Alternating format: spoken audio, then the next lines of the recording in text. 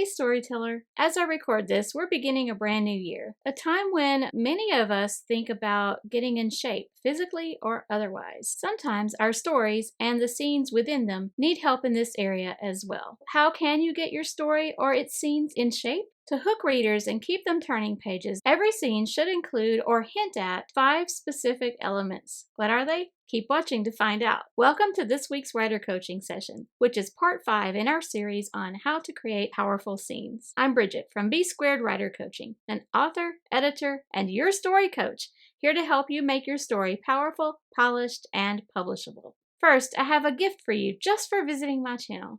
My brand new webinar, The Sensational Scene Formula. We're covering a lot of material in our series on how to write powerful scenes, but how can you make sure every scene will really keep readers riveted and contribute a vital role in your story? This on-demand training walks you through proven principles that every scene needs to fulfill in order to do so, including one element that will make sure your scene matters to readers. I've made this webinar on demand so you'll be able to choose when to watch it. No busy storyteller anywhere around the world needs to miss out. To register, visit b2writercoaching.com/scene. That's the letter B, the number 2, writercoaching.com/scene, SCENE. But be sure to watch this video all the way to the end so you won't miss this week's Power Up, a super practical action step you can use right now in the story you're working on. Today I'll be introducing you to what I call the S.H.A.P.E method for making sure your scenes are working. I developed this method with my friend and co-author Rebecca Bergren when we were teaching a creative writing class to high school students. S.H.A.P.E is an acronym for those 5 elements I mentioned earlier that every scene should contain or at least hint at. Just note that I won't be presenting them in the order of importance or even in the order in which you should develop these events. The order just creates the acronym S.H.A.P.E.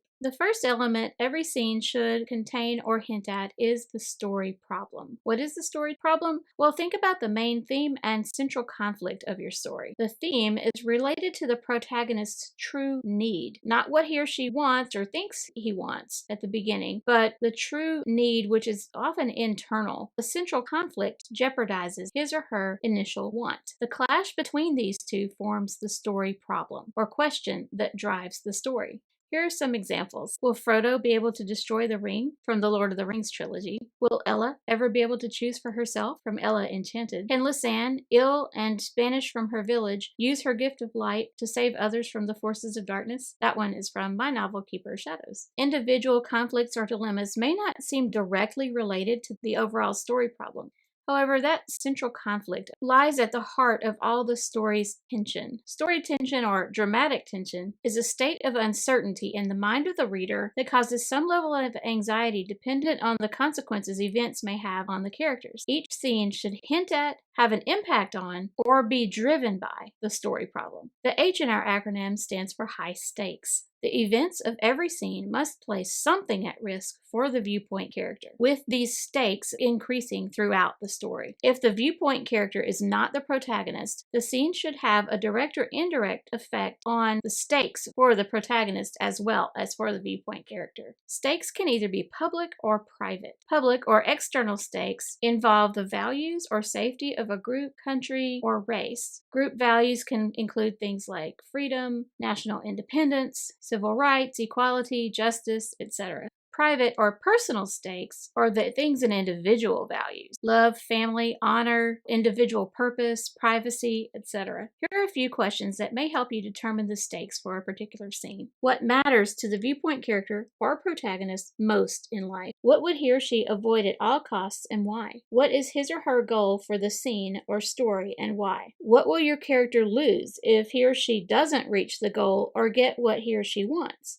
The consequence of failure must be a big deal, at least to that character. What defining incident molded him or her into who he or she is today? This can affect or determine the internal consequences of failure or drive the character's need to succeed. What does the character stand to gain if he or she succeeds? What stands in the way of the character's goal? What is the character risking in order to achieve the objective? This is different from what he or she may lose if he fails. This is something the character may have to sacrifice or put in jeopardy in order to succeed. What are 2 opposing values the character holds dear? For example, family versus independence. Setting them against each other creates tension and raises the stakes. Always raise the stakes.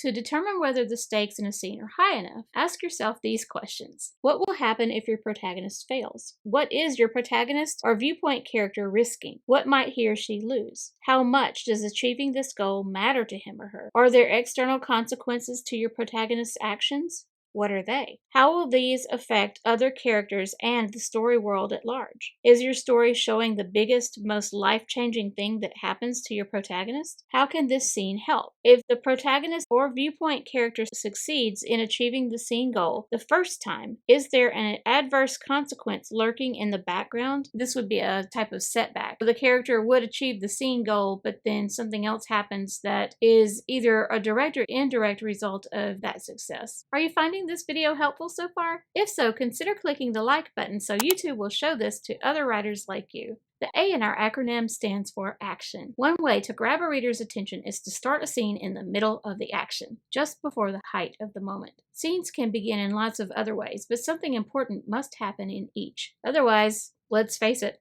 what's the point? For tips on writing effective scene beginnings, check out this video linked above, and I'll also link it in the description. To make sure the action isn't delayed in a scene, drop the viewpoint character into the middle of the scene's inciting incident. For more on what an inciting incident is for a story as a whole, but it can also work for a scene as well, check out this video linked above, and I'll also link it in the description. Ask yourself what the viewpoint character could be doing, saying, or thinking right before the scene's main conflict or dilemma occurs, and show him or her acting on that. The P in our acronym stands for pivotal characters. Every scene must either feature or affect one of the story's primary characters. The protagonist or protagonists, if you have more than one, or antagonist. This impact may be indirect if the scene features a significant secondary character, but it should still deepen the reader's connection to or empathy for the protagonist. If the viewpoint character is not the story's protagonist, readers need to form at least a temporary connection with this character as well. Keep in mind, the readers won't connect with the character unless you do. Only include characters who have an important role to play in the scene or will have an impact on later events. Too many or too few characters can ruin a scene's effectiveness. And the E in our S.H.A.P.E acronym stands for environment. It's another word for setting. Each scene needs to immerse the reader in the story world. Bringing a story's environment to life involves more than just identifying a change in location or the time period. To deepen the reader's experience of the environment that contributes to the events in a scene, try this exercise. List the answers to these 5 W's for your scene. Who is in the scene? The protagonist, secondary characters, antagonists, etc. What is happening? Where are events taking place?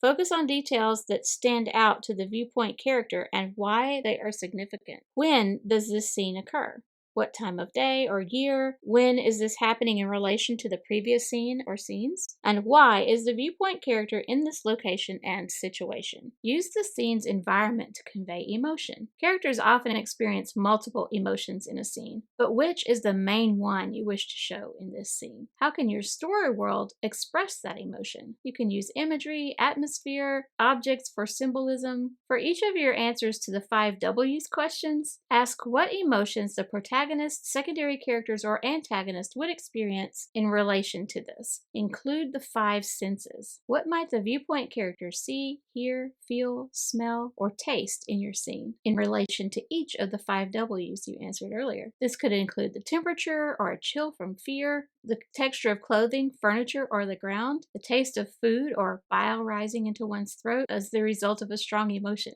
For more on describing sensory detail and how to use it, watch this video linked above. I'll also link it in the description. And just as a reminder before we move on, don't forget to grab your link to my free webinar, The Sensational Scene Formula. To register, visit b2writercoaching.com/scene. For this week's Power Up, make sure the scene you're working on, or the one you're revising, contains all the 5 elements of the S.H.A.P.E method. Here's a brief recap of some of the techniques you can use to strengthen your scene. Hint at the story problem through action, dialogue, or the viewpoint character's thoughts. Make the stakes of the protagonist and/or viewpoint character clear in the scene. Hint at what the character could lose if he or she fails to achieve the scene goal. Begin a scene with the viewpoint character in the middle of the scene's inciting incident. Begin a scene with the viewpoint character doing or saying something right before the scene's main conflict or dilemma occurs. Another way to make sure a scene works or carries its weight in a story is to include a clear conflict or dilemma and an ending that moves the story's plot forward. For tips on how to do this, watch this video on the one thing every scene needs.